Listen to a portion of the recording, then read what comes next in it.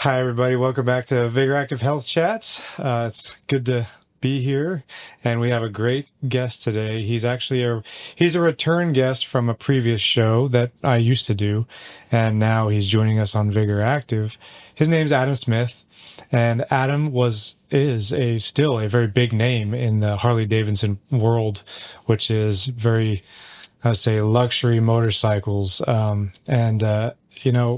The point of doing this is so that people can hear how he started, where he ended up, and then take something away from this talk that you can use and you find useful and use for the rest of your life. So, Adam, thanks for coming back with me.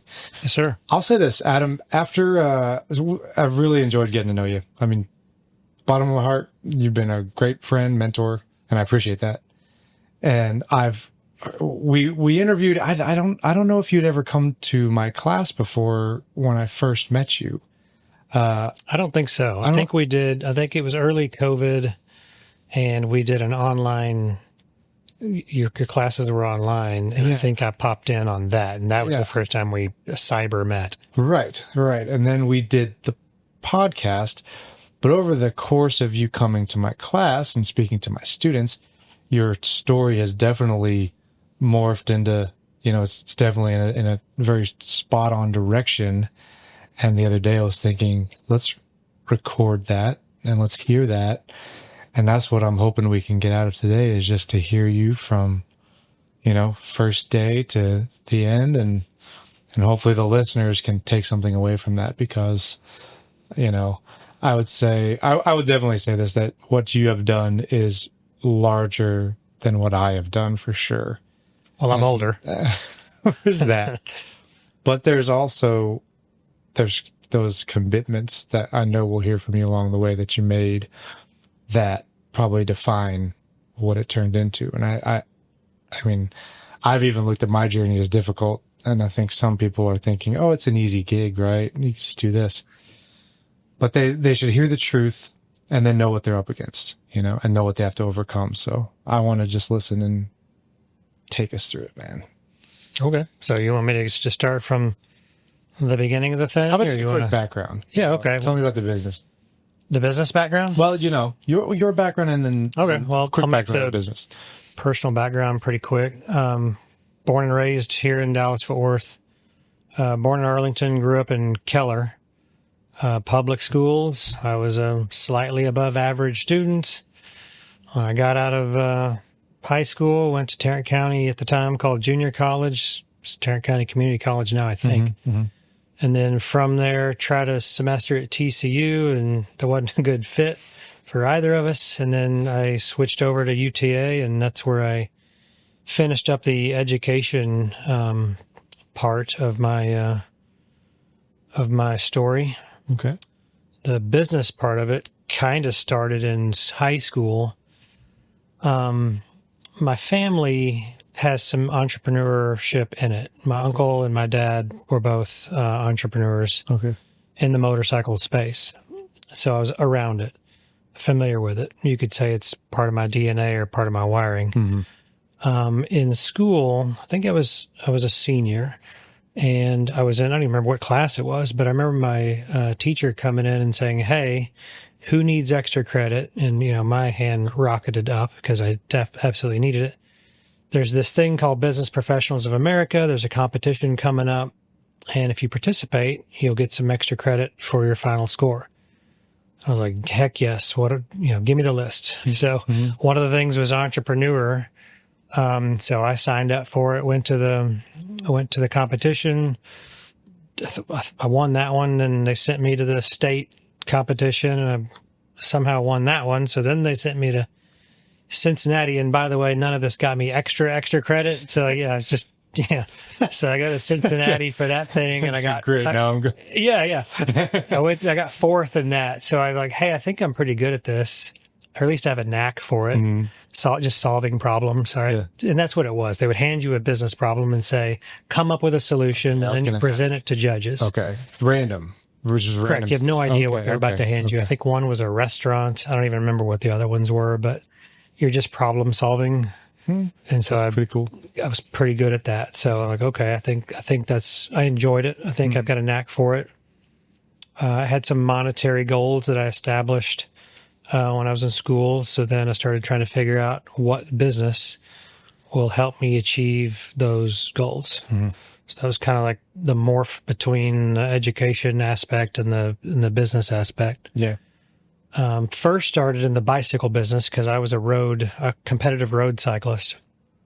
We're in downtown Fort Worth. One of my things was right over here at the Tarrant County Convention Center. We had a criterium that raced around that thing like 4 or 5 laps. Wow. So I started working at a bicycle shop. That was my first job. And so when I went in to apply, he said, yeah, we're not hiring. So it was a Saturday and I couldn't drive yet. So I had just time to kill.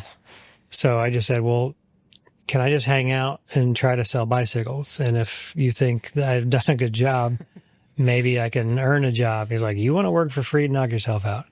So I stuck around. I sold some bicycles that day. And he said, come back next Saturday and I'll start paying you. So that's how I got my first job in the bicycle business. And I was there for about 1.5 years. And I kind of mathed in my head, okay, this won't work for my goals. Yeah. Like how the volume we're selling, the margins we're selling these bicycles at just doesn't math to my goal. But the motorcycle dealership, the Harley dealership across the highway, that maths. They sell about the same amount of motorcycles that we sell bicycles for a far higher price point at much better margins. So I just need to spend my time on a big deal instead of the small deal. And that's when I made the leap to Harley-Davidson motorcycles. So from there, I was not qualified to sell motorcycles on day one, so I had to earn my way. So I started kind of moving around each of the departments inside the dealership, learning the business.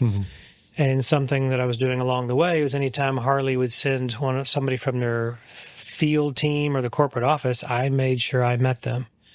And we exchanged phone numbers at the time. People didn't really text. I think there was email. Yeah. So I'd just stay in contact with it. Yeah. I figured sooner or later, one of these people is going to move up to a position. Who were those types of people that you're talking about? Well, you said from people from corporate, right? Correct. Yeah. Were they, was it CEO? No. Okay. No, we're talking field people or like department heads, vice presidents, fill in the blank of service, of vehicle sales, of clothing, of finance, whatever. So I would just meet those people, stay in touch, stay engaged, ask some questions. And then I had heard that they wanted to put a new location in the southern part of Dallas-Fort Worth. And so I had just, in my mind, determined that was going to be me, that there was no way that they weren't going to select me. So I've told that story a million times in your classroom. So I want to make sure I'm staying on topic. So I'll let you take it from here. You can ask some follow-up questions if I've skipped over something. I'm going to jump back for a minute because every time I listen to you speak, I think to myself, or it kind of rings in my head. That's something that I'm not going to say not a normal person, but that's. No, I'm not a normal person. I embrace that now. It's not always good. There's definitely some downsides to that. It was like, so here. People see boundaries. Well, you have to not see boundaries, right? It's because there's I would say limitations. I'm not going to say normal. A person that is bound by limitations, right?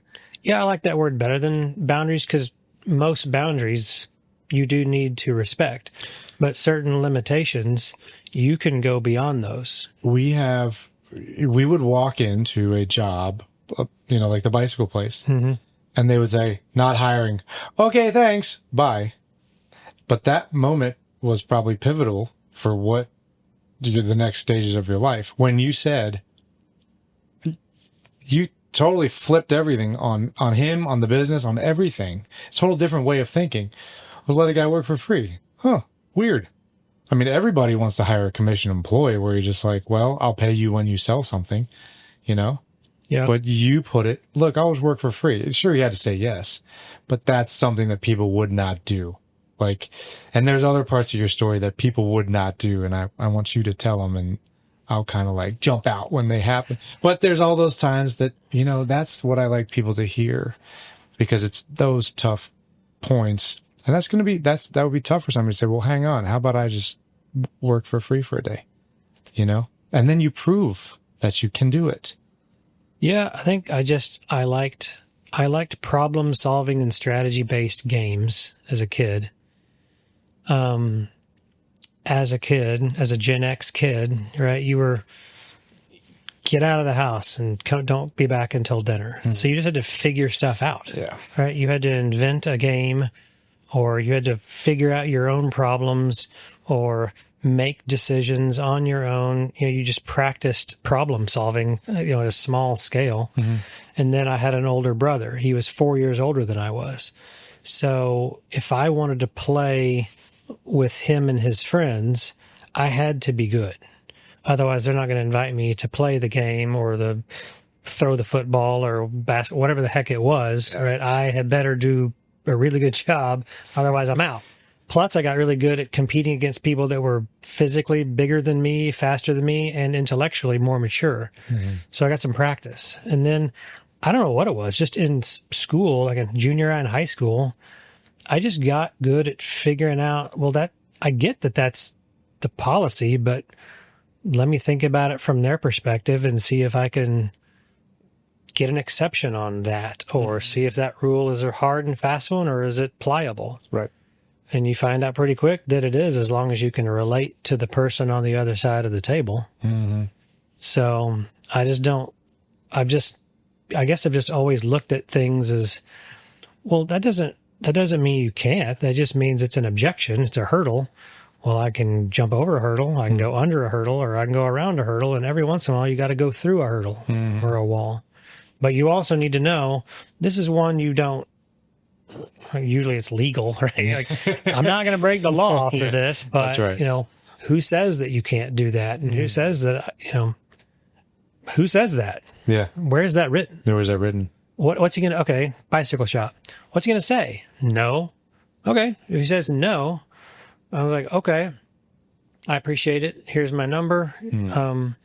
If you have a change of heart, let me know. If you don't mind, I'm going to check in with you and see if an opening pops up. Yeah. So I just follow up. Oh, someday he's going to be really busy and wish he had some help. Mm-hmm. And if I'm in front of him on that day, he's going to say, you in. Yeah. Yeah.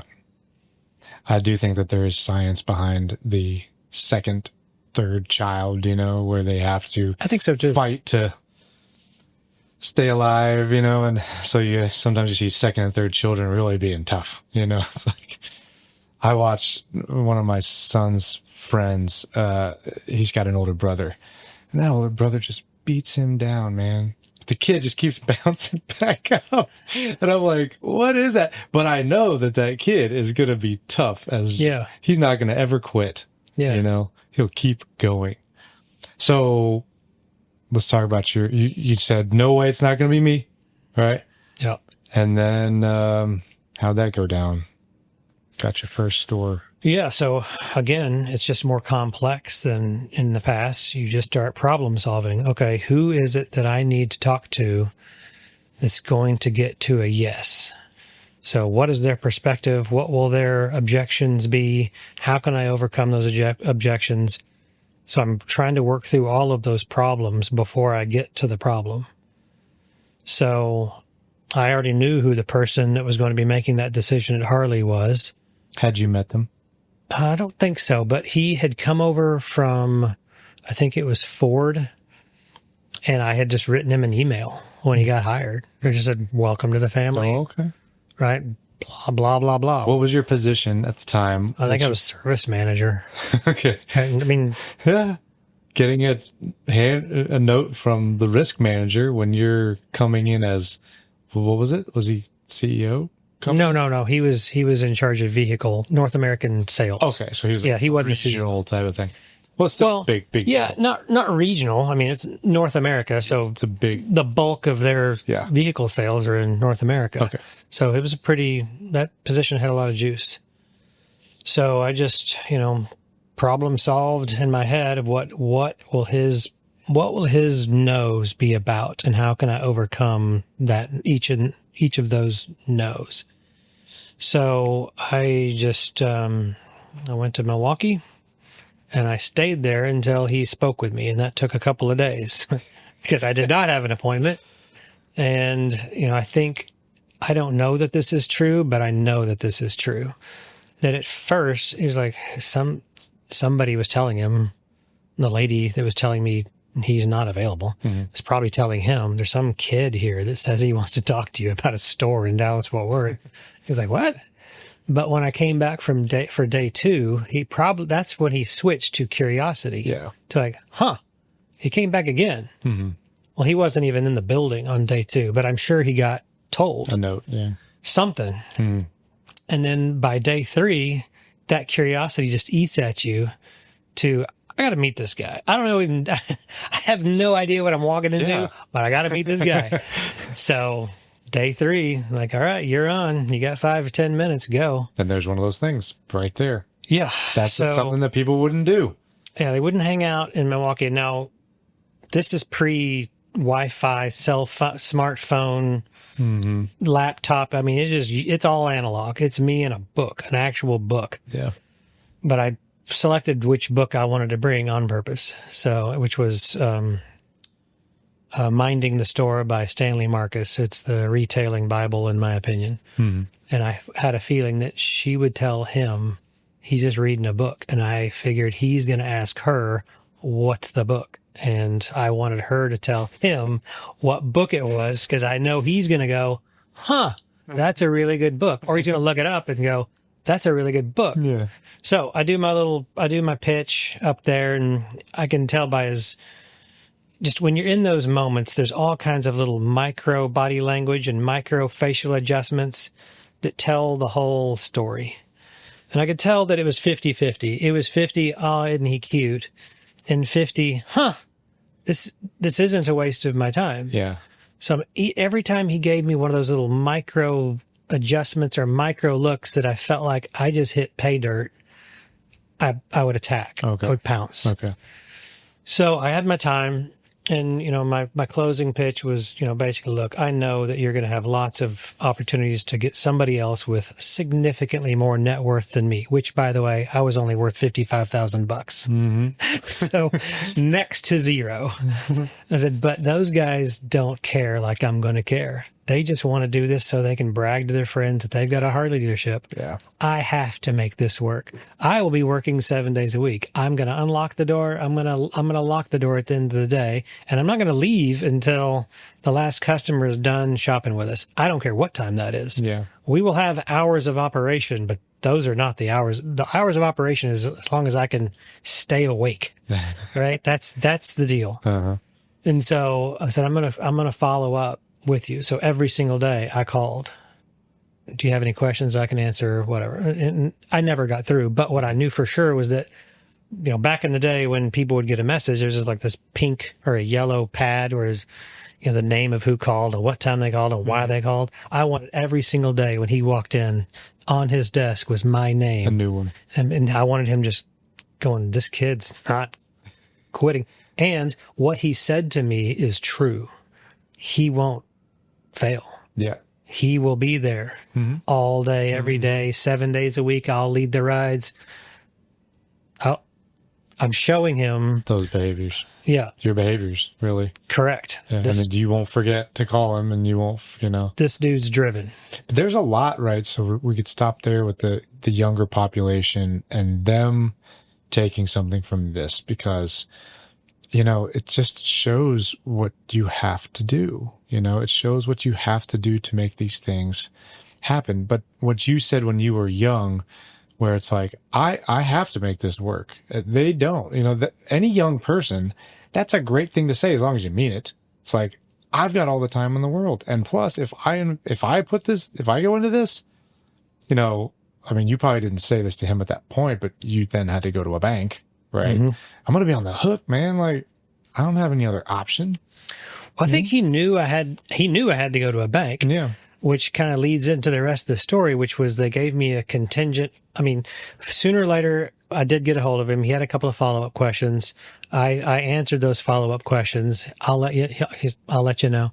And then, I don't know, 2 or 3 months later, I get what's called a letter of intent. It's basically like a contingent approval. Mm-hmm. Like the answer is yes, as long as you can do these things by this date. Mm-hmm.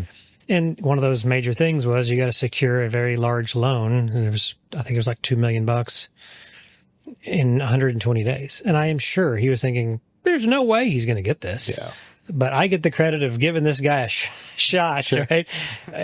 We'll burn 120 days. We'll keep doing homework on who we're actually going to go with, because there's no way he's going to go get a $2 million loan. Actually, it was 2 different loans, right? You need a construction loan for the real estate, then sure. You need a business loan. And then the whole loan process is basically just the exact same template applied differently. Mm-hmm.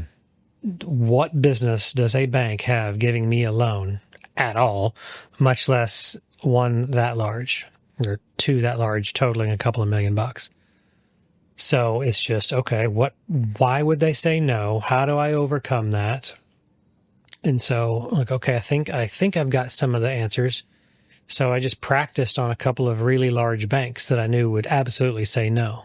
And probably a lot of the reason why they're saying no is because you said your net worth, because it makes no sense. Yeah. For a bank, it's like, well, you could put $500,000 down, I mean, more than that. Yeah. Especially for you. All right. That's what they'd be looking for, So I'm sure even listeners at this point are like, wait, how the heck did this? Yeah. Continue. Well, I mean, first, and I didn't know this then, but after dealing with banks for so long, bankers their first priority is not making money.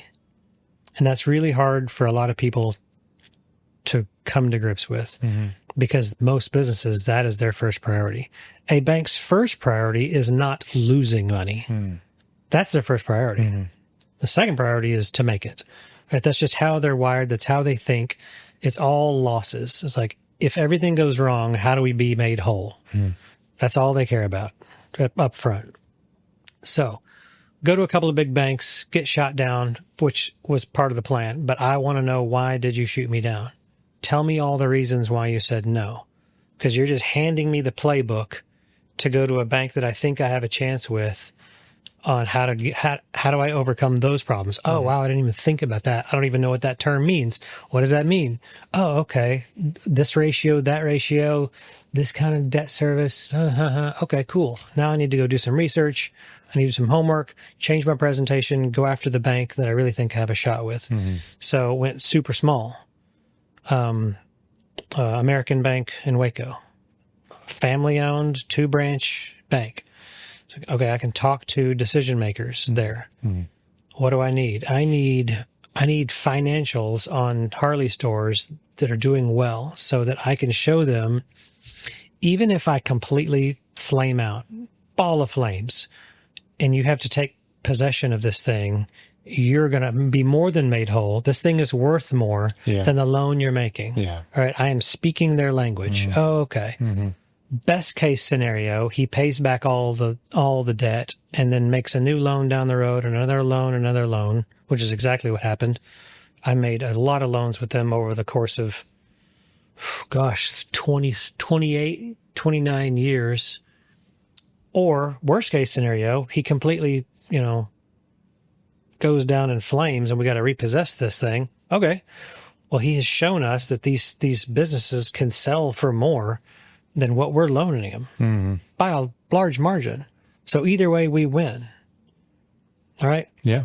And so it's loan committee day, right? It's It's great to be able to show that. Yeah. Well, I had to do some maneuvering to get those financials. So I got to block out the dealership name.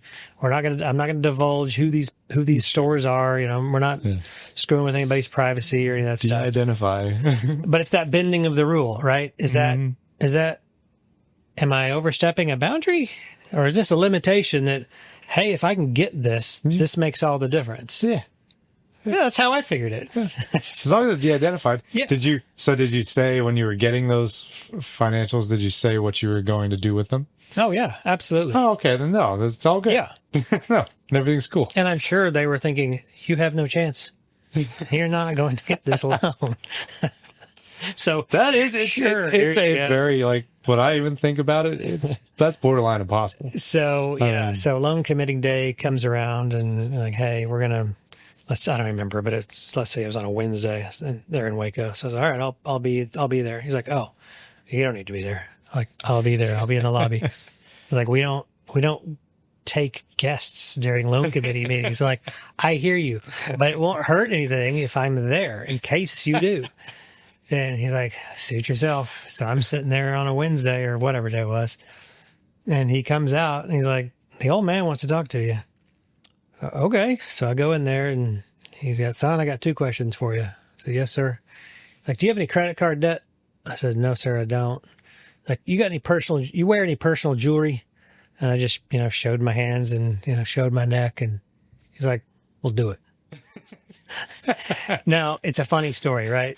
But I love this guy because there's a lesson in there. What he wants to know is, do you spend beyond your means, credit card debt? Do you waste money on crap you don't need? No, I don't. So to him, every single dollar that I make is going to go towards paying that debt back. And there's ways that people can outwardly show that when they're not thinking about it, Correct. And that's what you kind of, well, it's not like, hey, be careful and don't. It's almost like you need, if you're built that way, if you're built to not overspend on just things you don't need, then it's probably, this fits you, you know what I mean? This fits those people out there that it fits entrepreneurship, it fits business ownership. Because, man, even with any business, yeah, you look at your bank account, you're like, cool, I could take blah, blah, blah. It's not, no, it's needed back in there. One thing I learned pretty early was that you don't get to decide what makes the difference. Mm-hmm. You probably won't even know what makes the difference. But if you're known as someone that isn't good with money, doesn't pay their debts, parties, blah, blah, blah, they're not going to bank on you. They're not going to, when you need that break at the perfect time, wow, you were lucky. Can you cuss on this thing? Sure. Bullshit. It ain't luck. It's a bunch of small little things that are usually intangible that add up. I use the Disney World analogy a lot. When people go to Disney World, they say, it's magical. No, it's not. It's a ton of little things that they do that you don't notice that makes it feel magical. Yeah. It's a ton of systems that they do a really good job of making sure you don't feel. You feel it intangibly, but you don't feel like you're being processed. Mm-hmm. You don't feel like you're in a system. Yeah. I'm telling you that it makes all the difference. Mm-hmm. But I can't ever point to me doing that made the difference or me not doing that made the difference. I don't know which one it is. I just know it adds up and makes a difference. When I listen to your story, you just were definitely down a track of, I'm not saying no to anything that comes my way. I still love the movie The Yes Man. I mean, it was made after the fact, right? Yeah, I've said no to plenty of things. I know. But it's a completely different way of looking at life. And there's a lot of things that we could say yes to that we normally wouldn't due to fear or whatever it is. Or yeah, I'd throw it out there with laziness, right? I just don't want to. You know what I mean? And maybe you have maybe it all goes back to setting a goal. You have a goal in mind and and no matter what, you're focused on it. And this is a hurdle, and whatever I have to do at this point gets me over that hurdle to my end goal. But maybe we don't set strong enough goals. Maybe people don't. Or people that are listening to this saying, I want to hear this, and maybe this will help me get to where I want to be. Well, I like to apply a what would it hurt mindset. Mm-hmm. If my knee-jerk reaction to something is no, I like to try to reset and go, okay, well, if I said yes, what would it hurt? Mm-hmm. Is there a downside to this? Mm-hmm. And if I can't really come up with a good one, then let's give it a shot. Yeah. Now, I'm gonna take the other side of that. when I'm in your class, and you've heard me say this plenty of times, is when someone say, what are the secrets or what are the keys or whatever, I'll say it starts with curiosity. You follow that up with focus, and then you follow that up with discipline. So once stay curious, but don't lose your focus or lose your discipline. If you just keep saying yes to a bunch of things, you're not going to execute. Like, oh, well, let me try this over. Sure. I saw that work over there. Let me go. Yeah. No, stay focused, stay disciplined, stay on this track. If you are trending, keep doing it. Mm-hmm. Don't go running off over there, because then you're gonna lose the momentum that you've built up. So how long after the first store was up and running and going did you decide to do a second? Oh, I knew before the first one I wanted more than one, because to get where I wanted to go financially, it was going to take more than one. So 17 is when I knew I wanted more than one of something. I just didn't know what the something was going to be yet. Did you go to the same bank, get another loan, same guy? Yeah, because it gets exponentially easier, because once they've seen this guy pays his debts, so let's give him another loan because he's a great customer. How much, I don't know, I've never asked you this question before, and you may not know, I don't know, but I've probably forgotten. How much did the first store have to start generating? Oh, yeah. Like I said. Before he would go, oh, okay, yeah. Well, it's not really a matter of income generation. It's really more a matter of equity. Like, okay, how much equity do you have in this business that you can pledge against the next one? Mm-hmm. So tying that in with income, and I'm just going to use easy numbers. So let's say you got your business is making $1 million or $2 million a year. Okay, well, on the open market, you can probably sell that for about $4-ish million plus assets. So you've got an asset that's worth about $4.5 million. Mm-hmm. Well, if you only owe $2 million on your loan, you've got $2.5 million worth of equity. Yeah. Ish. Yeah. Okay, well, how much is the thing you're about to go buy? Well, it's about $2 million. Oh, okay. So you've proven that you can make this one work. You've proven that you can make loan payments over the course. I think it was like 3-ish years. Oh, okay. 3 before I bought the second one. I was about to ask that too. You've shown that you're paying that down aggressively, and I was paying it down faster than the regular loan schedule because I know that makes a difference. And so it was an easy math decision for them to say yes. Yeah. There's no reason to say no, because I've eliminated all the reasons to say no. And then the third one it got to the point where I would just call up and say, hey, I'm buying a store tomorrow. I need $3.5 million. Okay. Yeah. Because they knew. Oh, yeah. There's no way Adam Smith is not going to pay. Mm-hmm. There's no way. Yeah. They've seen the patterns and the trends. And he'll stop paying himself before he stops paying us. Sure. And that is true. Yeah. That's what you have to do. Yes, it is what you have to do. Yeah. And then it grew into how many? Yeah, well, okay. So there's kind of like a high tide, low tide, high tide. So in 2006, I had 3 locations, and things just felt like this is when you're supposed to sell. Debt was easy. Valuations were high. Mm-hmm. I just thought, when everybody's paying really high prices for things and loans are easy to get from banks, this is usually when you're supposed to sell. So I sold 2 of them. No, okay. Yeah, kept 1. Okay. And then 2008 and 9 happened, and everything got dirt cheap. And they're like, well, this is when you're supposed to buy. And, I think I've said this to your classes before, that true wealth generation is created at the bottom, and it is realized at the top. So you've got to be there when things are terrible. Mm. When that asset class, or whatever it is, mine was Harley-Davidson dealerships. In 2009 or 8 and 9 and 10, it was everything, right? Everything was dirt cheap. Mm. Equities, real estate, businesses, whatever. Everything was dirt cheap. But you have got to have the conviction to step in then, when everybody is looking at you going, are you insane? Yeah. Just like they look at you and go, you're selling? Are you insane? Everything's amazing. Like you are usually going, if you're not called crazy every once in a while, you're not taking enough chances. Right. So in, 08, 9, 10, I started buying up stores. because they were cheap. Mm-hmm. So, and were those from other individuals that had started them? Is that who you were? Some, yeah, I bought or knew?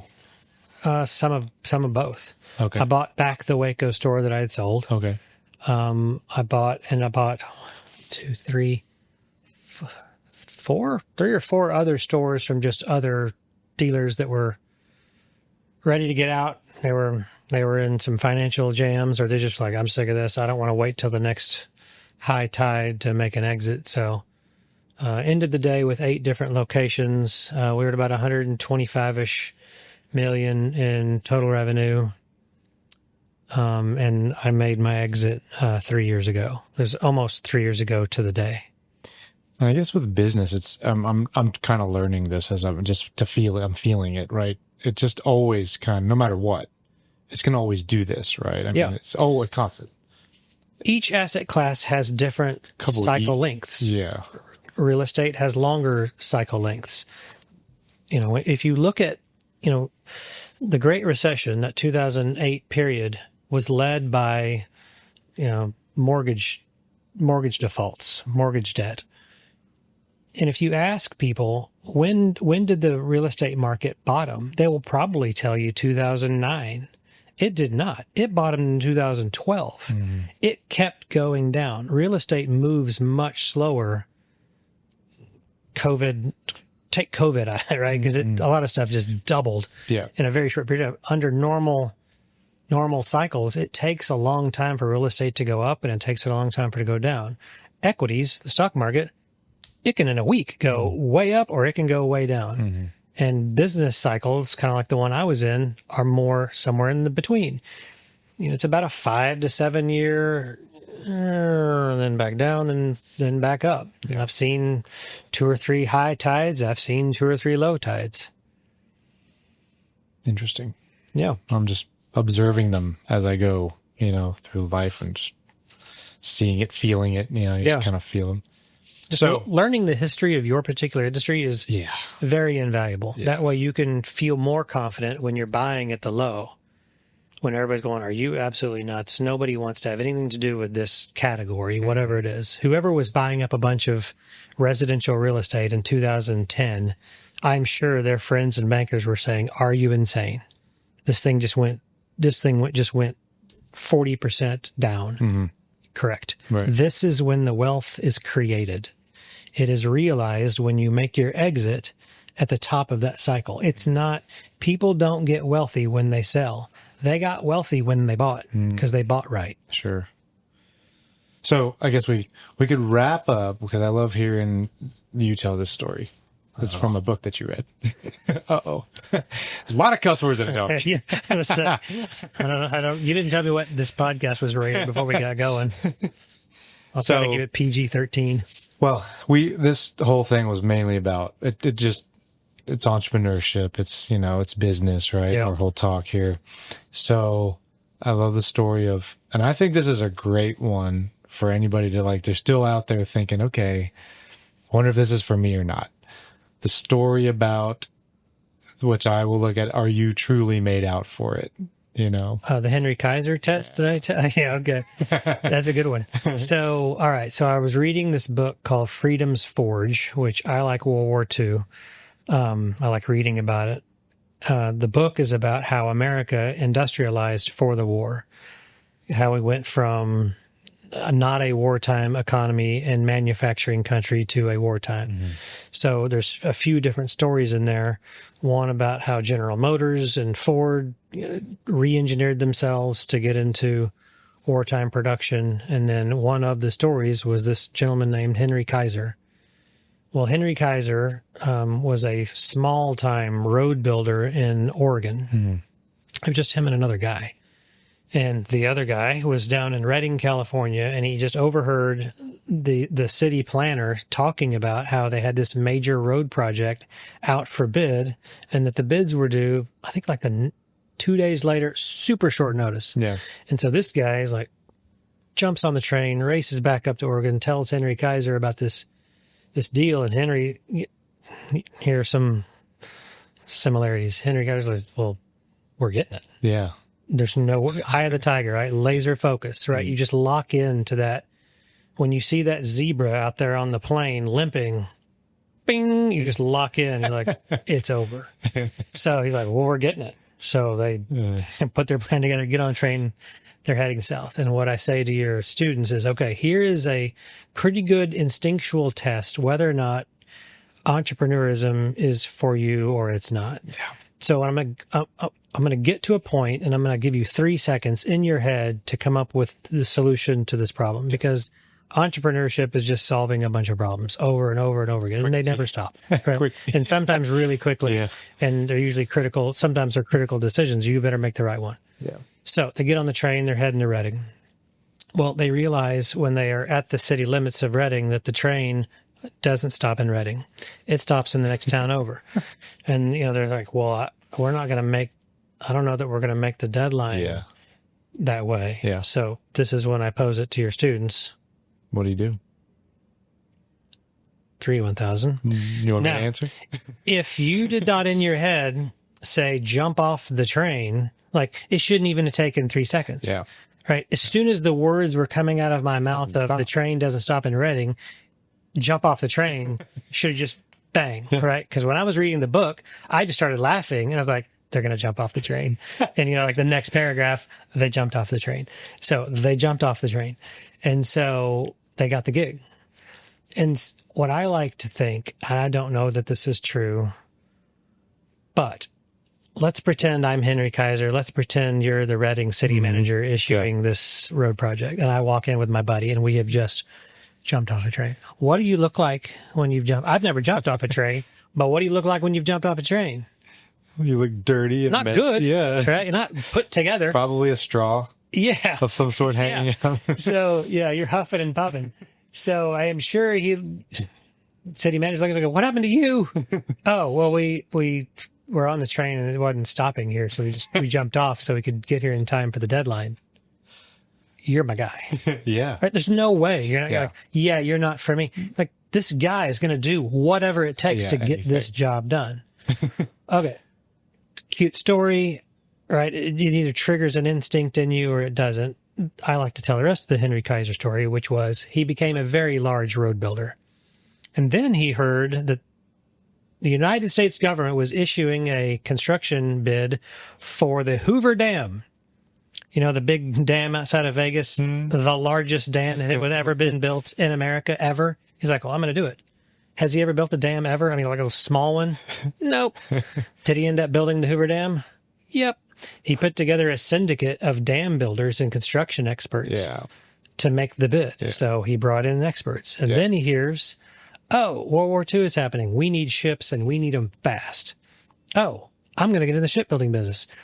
He has never been on the East Coast. He's never even been to a shipyard. He just sight unseen buys a shipyard on the East Coast, talks to his main guy at his dam building business and says, I need you. I think it was South Carolina. I need you in South Carolina as fast as you can. To do what? Oh, you're going to go start building ships. Huh?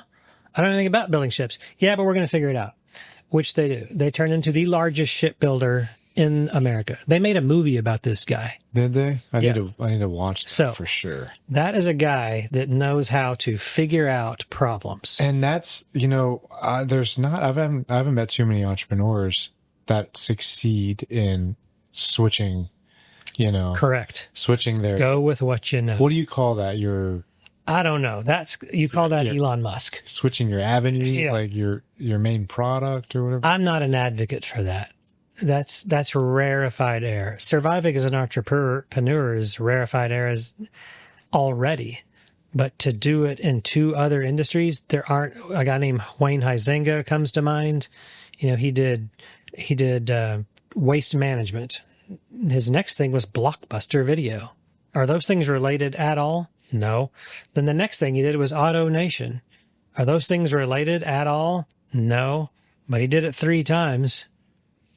Actually, I know a person in my life. It's a husband of a woman I used to train for many years. I never thought anything of this, but he was in waste management for many, many years. Okay. And then he got into nuts and bolts. Completely different. Yeah. Business type. Maybe it's just, I know how to Build.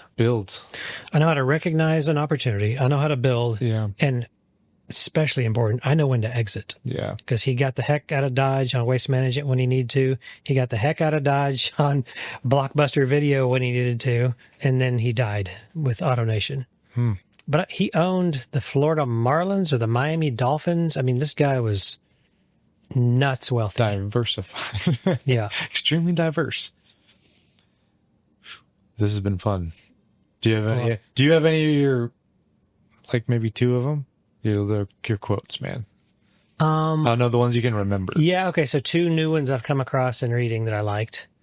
One of them was, the way to guarantee average results is to do what everybody else is doing. Yes. Well, that's really well said. And then I was reading another book, maybe it's a podcast, but, oh gosh, big time hedge fund guy. I just can't think of his name. He was a mentor of his was retiring. So they were closing up the office where he had spent some time. Mm-hmm. And this guy said, hey, come to the office and take whatever you want. And he went to the office and all he wanted was this plaque that was on the wall that said, if we're all going to eat, somebody has to sell something. And I love that a guy that is already worth a few $1 billion knows how valuable that aspect is. That if the whole organization is going to survive, you got to sell something. Is that aimed at everybody, I guess? Well, that's aimed at what's the most important thing. Getting something sold. That's right. That's the most important thing. Yeah. I love it. Yeah. I like that one. That's good. Yeah. And the people that are behind the desk are thinking, I don't want to do that, Well, the accounting department's worried about this, and then the quality control people are worried about that, and the legal department's worried about the other thing. And you're like, look, none of that matters if we're not selling anything. So another one I like is, what is it? The main thing is to keep the main thing, which is selling something. Sure. Well, real quick, what's your future look like, man? You still, I don't know if everybody can know, but you retain 20%. Yeah, I say I sold 3 years ago. That's kind of like a mental change in that I don't own the majority. I sold 80% of it. I retained 20. I'm a board member. I'm an advisor. But in my mind, I'm not in the driver's seat anymore, right? I survived the arena for 31 years. I walked out with some scars, thought I was going to die a couple times. So now I'm just, appreciator from the stands. Yeah. But now I'm don't lose the money mode. Yeah. Which is a different skill set than make the money mode. And I'm not super old, so I got to make this last a while. Mathematically, I'm in good shape. So as long as I have discipline, then I'll be just fine. So more of the same. Lots of fun travel. Try to be a good friend to people that are friends to me, and come talk to your students and talk to the students at the UTA Entrepreneur Department and see if I can leave them with one thing that helps them in their future. And you do. My students always get super excited, so we know we have that. Yeah, happy to do it. Yeah. And happy to do this. Congratulations on the new podcast. Hey, thank you. We just keep moving forward. Yes, sir. Thanks for your time, man. Yes, sir. Thank you all for tuning in. Catch you next time on Vigor Active Health Chats. See you.